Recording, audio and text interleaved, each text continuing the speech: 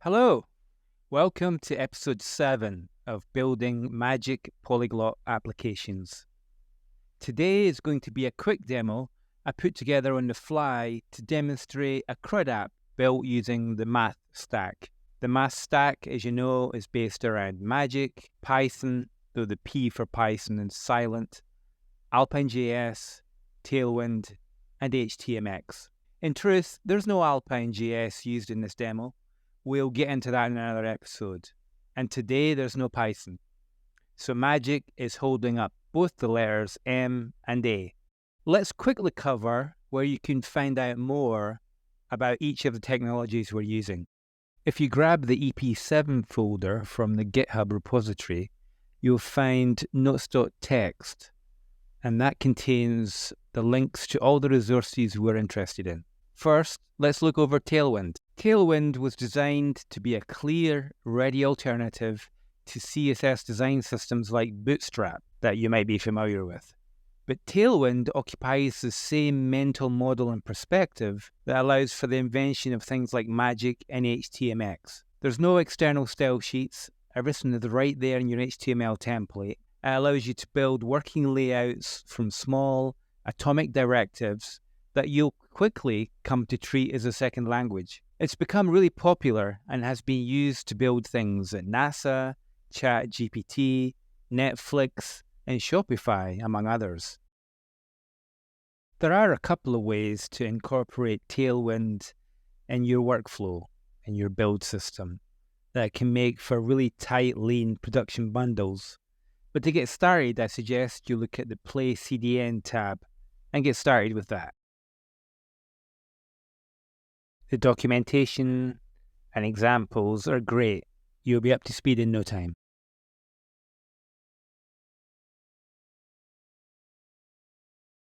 Now, where it gets interesting is that Tailwind also supplies a whole bunch of UI templates and components that even a beginner and aspiring magician can copy-paste into their application with ease. All the features and functions we need to build modern, slick, professional Magic Web applications are just a few clicks away.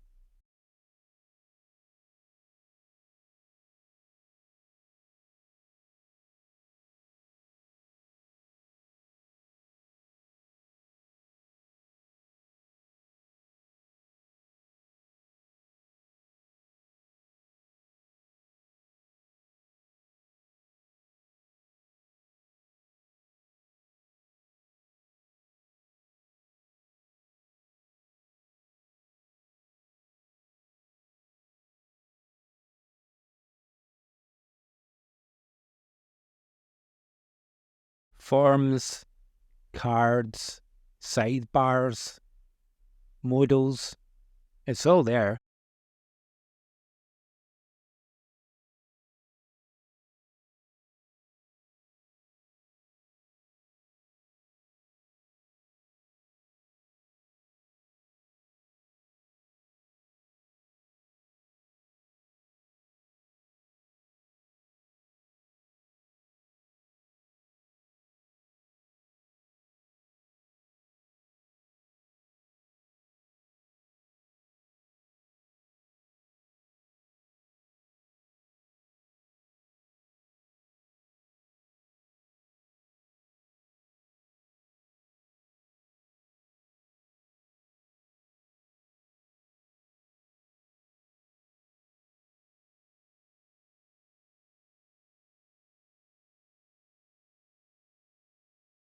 Also, e-commerce components and templates for online stores, shopping carts, checkouts.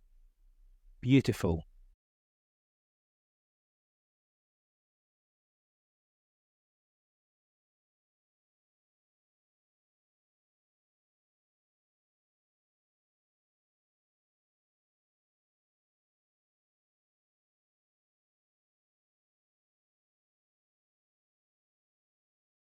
Swap to code mode and you can easily see and copy paste the code and then modify to support your needs and embed magic merge tags.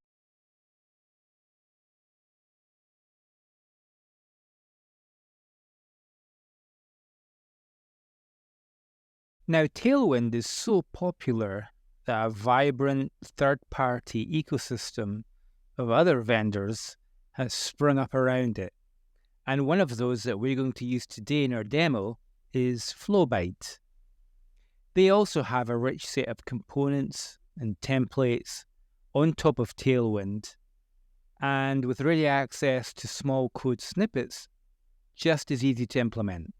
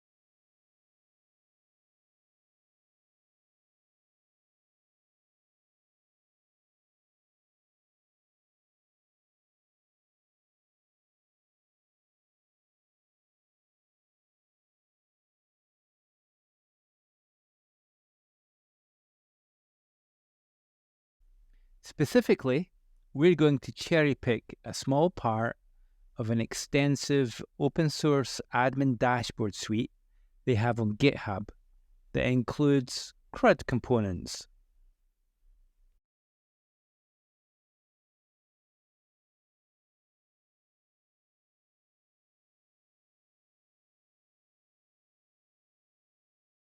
This user list is what we're going to take and make work with magic.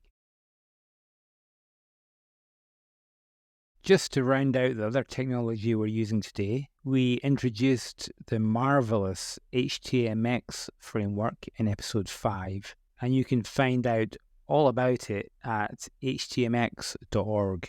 And as a teaser, here's where you'll find Alpine.js, which is the closest thing to a magic-like JavaScript framework there is. This will blow your mind. We'll cover it in more detail in another episode soon.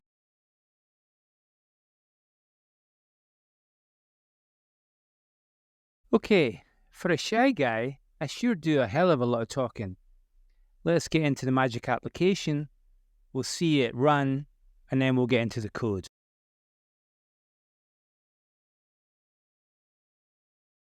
We only have a couple of JSON data files and a handful of programs.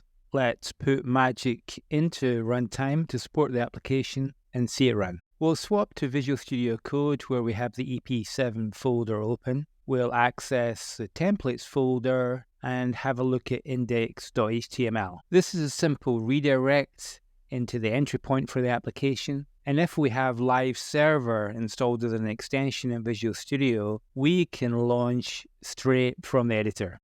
And this is the fragment we saw in Flowbite. It's not the prettiest, but it's perfectly adequate and meets our needs today. We see a list of users that we can review, delete, add to, and edit.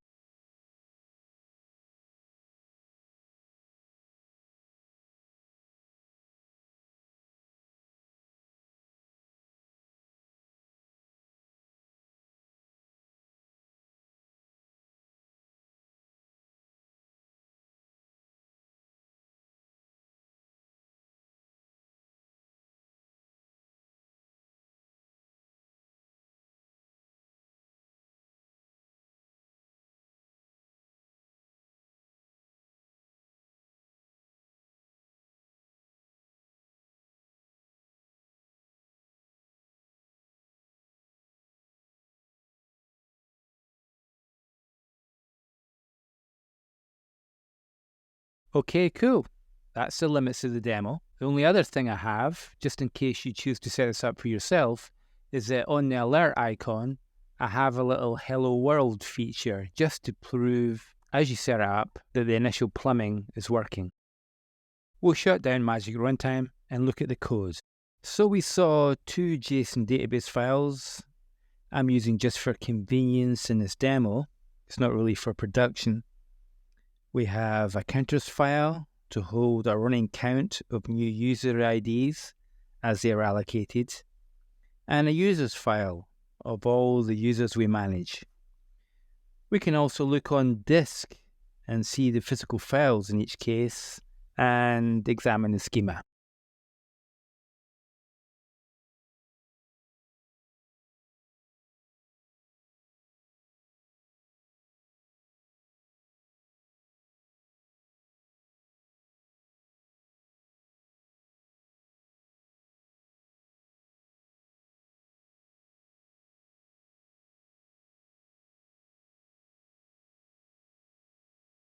Now, we really do only have a handful of Magic programs, but before we dig into those, let's have a look at some of the HTML templates that we're using. Now, demo.html is the template for the entry point and the big home star around which everything else orbits. You'll see we have references to the fonts we used, Flowbite CSS, to HTMX, later to Flowbite's JavaScript.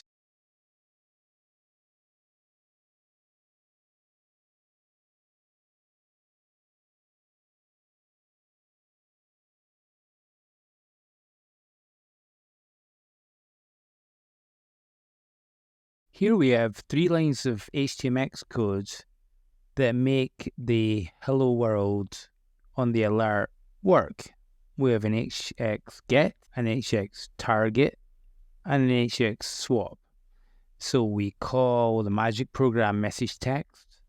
We say, hey, whatever response you get, put it in the message text ID, and we're going to swap out the outer HTML for that. Here, in contrast, we define what happens when we click the Add User button. We have a post to the Magic Requester where the vowels specify the app name, the program name that we're calling. The target is the div that we're going to replace with a swap of our HTML.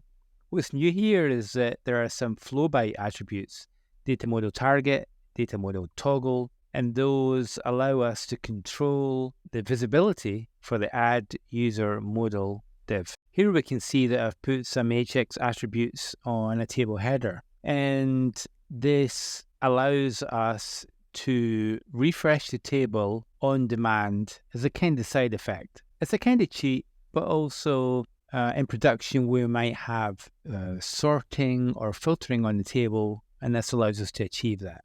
Here we have some regular Magic HTML marriage tags that handle the data condition when we have no records. And we also have an MJ repeat block where we handle each of the rows for each of the users. You can see that we have marriage tags for name, email, biography, position, country, status, whatever the date is. We see a similar pattern for the Edit User button.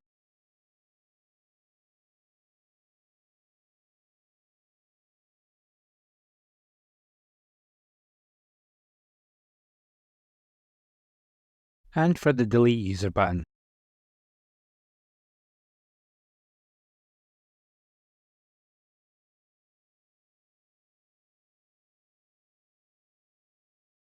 The table footer has tags that allow me to display the current range and the total number of records that are in the data view. So now that we understand what's going on behind the scenes, let's give it just a final context by looking once again at what happens when we click the Hello World feature and when we choose to edit a user record. You can take some time to reflect on what the back-end flow that's going on there really is based on what we've walked through.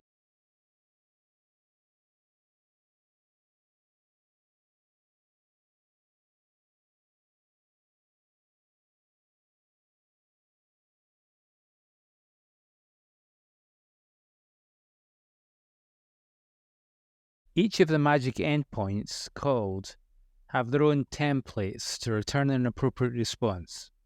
For example, as we saw in the edit user flow, we have an update user modal template that returns the layout and the fields for the edit dialog the end user works with.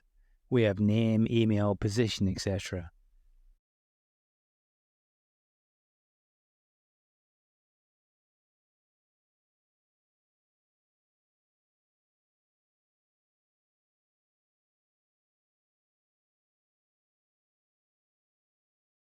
And the Save Changes button to submit. This also allows us, at an appropriate time, to update the message text and trigger a refresh of the table data.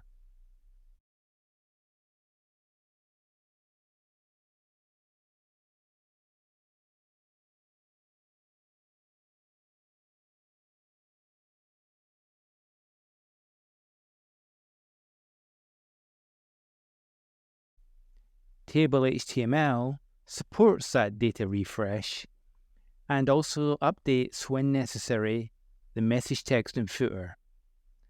Now, HX-swap-OOB, out of bounds, is a really powerful feature, allowing us to update multiple disparate tags in a single HTMX response.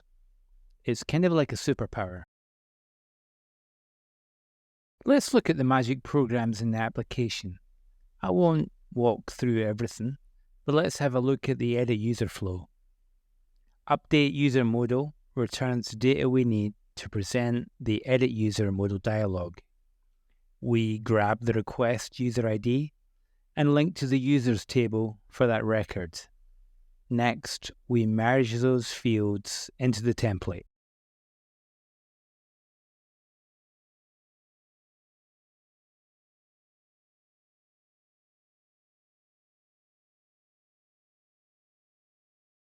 Update user retrieves all the fields submitted from the edit dialog, including handling a few default values.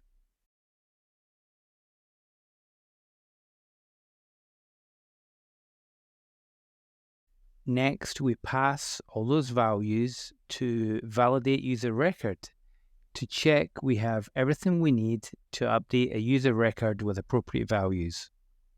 If there's an error, we'll return a dialog partial HTML fragment with the fields that were passed for subsequent edit and review.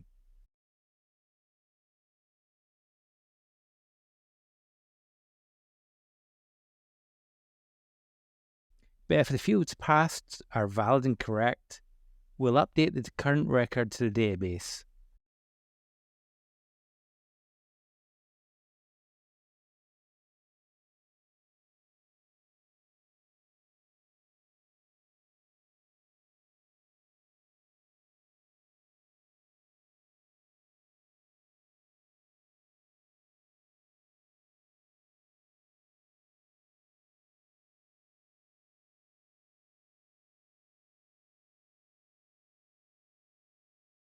We'll then return an HTMX response that correctly requests an update to the web page table data.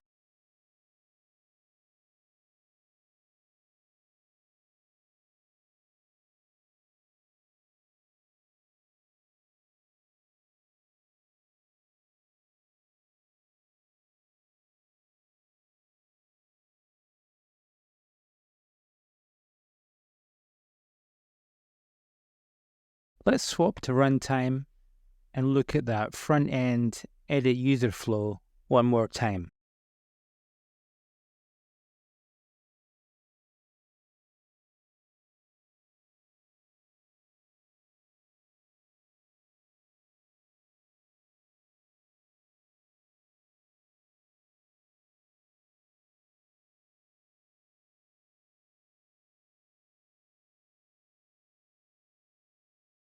Just to close things off, we have in the main program a global variable that points to a demo server where all the images are hosted. And we can take a look at the program called demo, which serves as entry point for the application. here returning the user portal and the initial table list.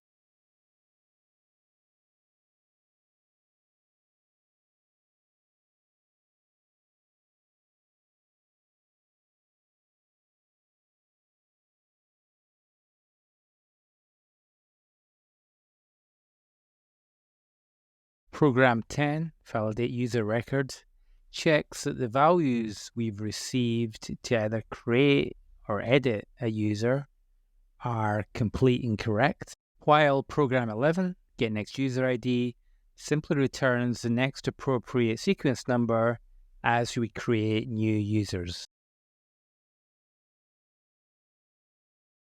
That's all I have for you today. I hope you had fun and learned some things along the way. I urge you to take these materials and build your own demo and see it work and understand what's going on between Magic and Tailwind and HTMX. I'm convinced this represents the best framework to build modern web applications with Magic, far, far surpassing anything offered by the web client framework. What do you think? Let me know in the comments. We have plenty more to cover, so I'll see you in the next episode.